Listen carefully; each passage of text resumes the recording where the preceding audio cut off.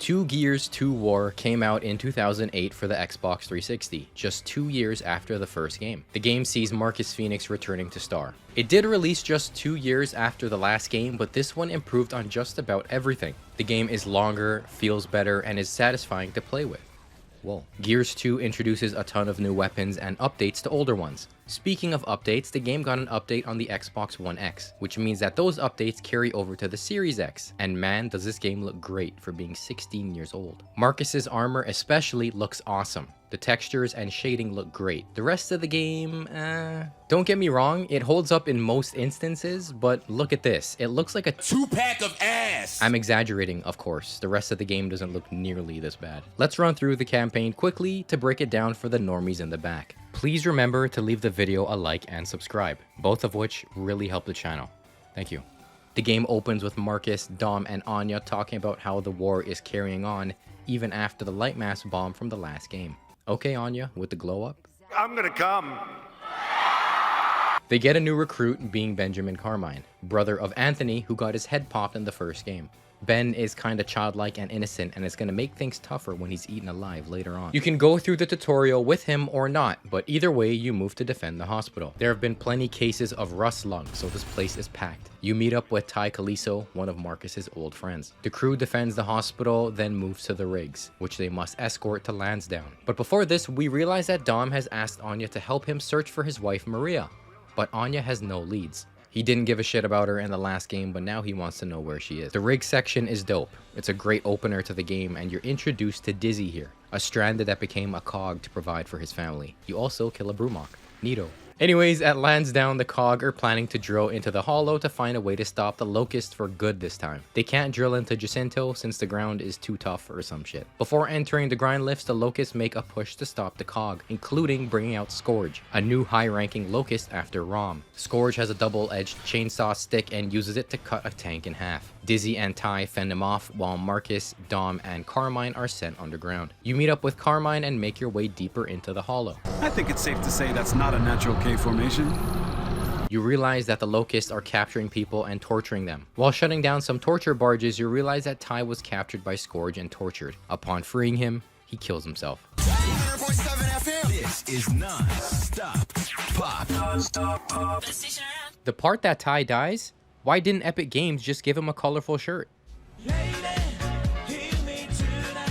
Upon witnessing this, the team moves deeper into the hollow and realizes that the Locusts are using a giant worm to sink cities. It has been punching holes around Jacinto in an attempt to sink it. I just realized this is a little bit out of order. They regroup with Barrett and Cole before Ty dies. Whatever. Marcus, Dom, and Ben regroup with Barrett and Cole and decide to evac, but their King Raven is swallowed by the worm. Dom! Dom!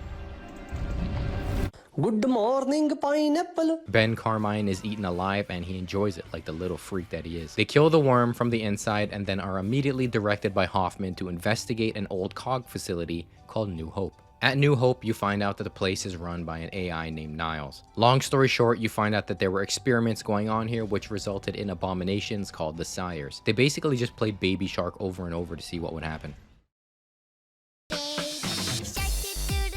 The Sires are faster and tougher than Locusts, and also only appear in this area of the game. We won't see Sires again in the series for quite some time. After leaving New Hope, you have another driving section, because they realize just how much we loved the last one. Looking for the Locust stronghold, you head up the mountain and eventually into another cave that leads you back underground. You find survivors and split up from Barrett and Cole, and you fight a big-ass fish with Dom. One of the survivors gave you some info on Maria, so Dom wants to make finding her a priority. On the way, you end up seeing the Locust Highway, which they use to travel through the hollow. Honestly, I never expected the Locust, the type, to be organized enough to travel in formation.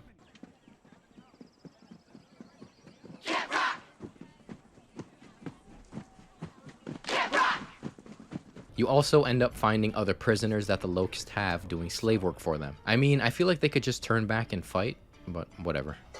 You end up finding Maria, but she's malnourished and lost her mind, so Dom decides to add a kill to his stat sheet. After, they beeline it to the Locust stronghold and activate a beacon to allow more grind lifts to make their way into the hollow. You regroup with Cole and Barrett and realize that the Locusts are fighting the Lambent and losing, like the wretches from the first game, but now infecting regular grubs that you don't get to fight. Boo. The reason the locusts are pushing so hard to take the surface is because they are being pushed out from the underground and losing their war. Marcus figures it's best to sink Jacinto first so it can kill a large portion of the locusts who have yet to evacuate the hollow. You find Scourge again and the queen, and I mean, I can fix her. Oh, I'm sorry. Are you catcalling girls today? Why would I do that? You have a boss fight with Scourge, but he and the queen get away. You ride a Reaver to get back to command. With Scourge on your tail, you end up killing him.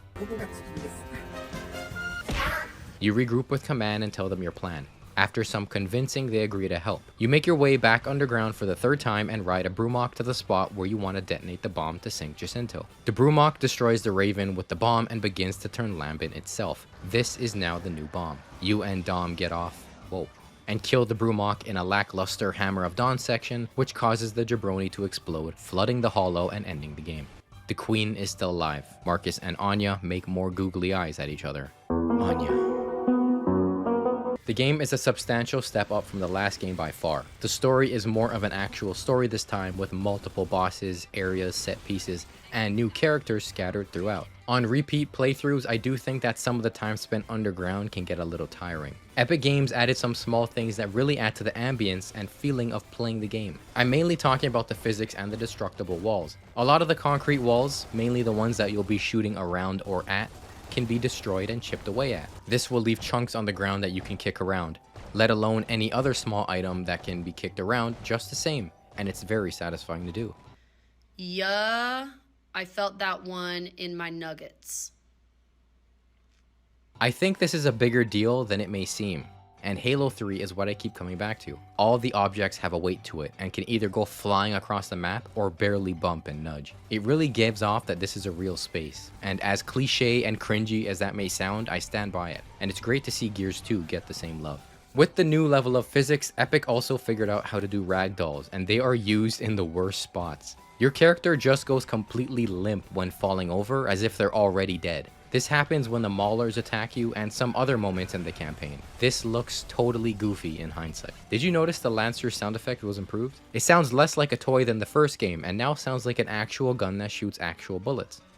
Kinda. Even the Hammer Burst got a facelift from being a burst weapon it was before to a more semi-auto, more reliable assault rifle. But a lot of the Gears mainstay features are still here, like the active reloading and the chainsaw on the Lancer. But the curb stomping was changed a bit. Pressing X will now flip your enemy onto their back and... No, I mean, while on their back you stand over them and then...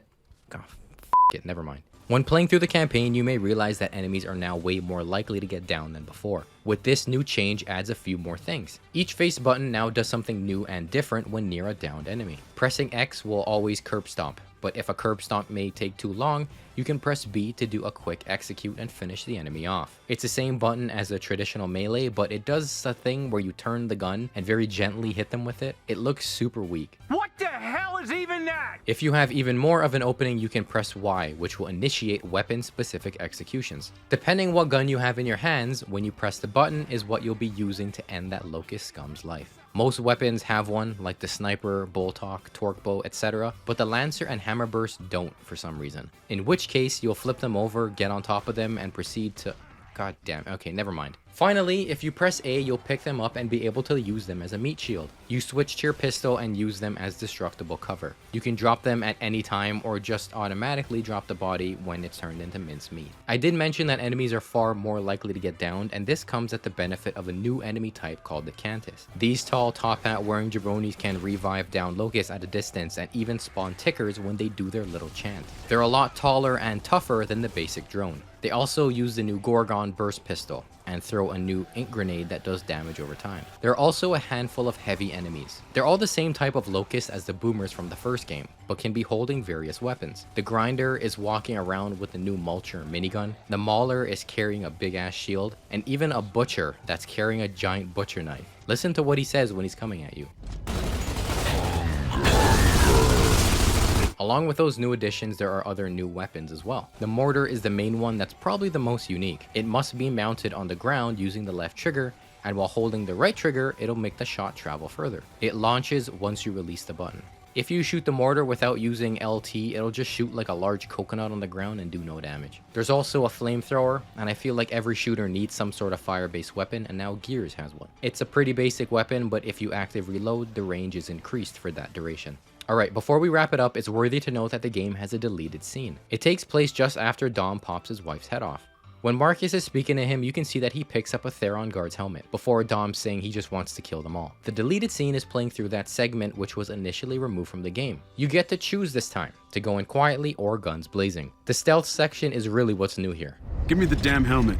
Marcus and Dom put on Theron guard armor and then go through a stealth section that kinda sucks. You just follow closely to Dom and avoid getting close to the Locust to avoid detection. The whole DLC takes about 20 minutes to get through, so it's not long at all. Whoa.